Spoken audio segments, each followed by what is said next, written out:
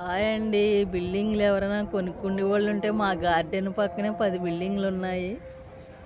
Kakinada Sarpavaram Rajalakshmi function hall Bhavanarayana స్వామి గుడి దగ్గర కొత్త బిల్డింగ్లు అండి. సేల్స్ బిల్డింగ్లు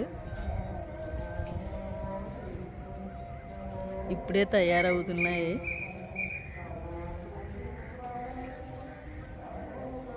కావాలనుకున్న వాళ్ళు కొనుక్కోవచ్చు.